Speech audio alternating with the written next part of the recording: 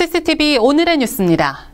6월 25일 오늘 상하이 종합지수는 전일보다 0.46% 오른 4,711.76포인트로 출발했습니다. 메르스 확진자가 180명, 사망자가 29명으로 각각 늘어난 가운데 6월부터 10월까지 한국으로 운항하는 항공기수가 4,044편 취소된 것으로 드러났습니다. 이 가운데 중국 노선이 88%로 가장 많았고 타이완이 8.5%, 일본이 2.4%로 집계됐습니다. 중국에서 메르스 확진 판정을 받고 격리 치료 중인 한국인 환자 치료 비용이 최소 800만 위안, 우리 돈 약 14억 원이 든 것으로 나타났습니다. 그런데 이 병원비는 누가 부담해야 될까요? 과거 한국에서 확진 판정을 받은 중국인 메르스 환자 치료 비용을 한국 정부에서 전액 부담했기 때문에 중국 내 한국인 환자의 경우도 중국 정부에서 부담할 것이라는 예측이 나오고 있습니다. 하지만 질병관리본부 관계자에 따르면 치료비가 워낙 크기 때문에 한국과 중국 정부 간 별도의 협의가 있을 것으로 알려지고 있습니다.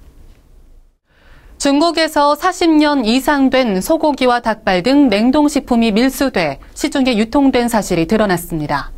중국 세관당국은 밀수 조직을 적발하고 소고기와 닭발 등 모두 10만 톤, 4억 8천만 달러의 냉동식품이 유통된 사실을 확인했습니다. 이 가운데 닭발의 경우 과산화수소로 표백 처리까지 한 증언까지 나오면서 중국 사회에 충격을 안겨주고 있습니다.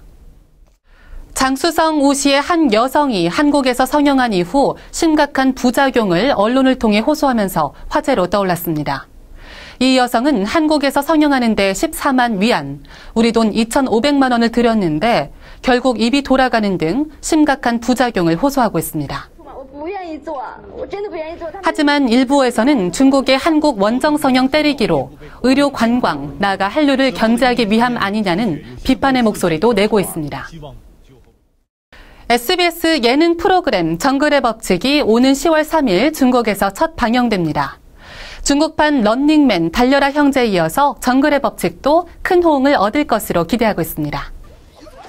한편 한국 제작진이 직접 투입돼 공동 제작하는 중국판 달려라 형제가 최근 시청률 5%대를 돌파하는 등 자체 최고 시청률을 갱신하면서 한중 콘텐츠 교류의 성공적인 모델로 자리매김했습니다. CCTV 오늘의 뉴스였습니다.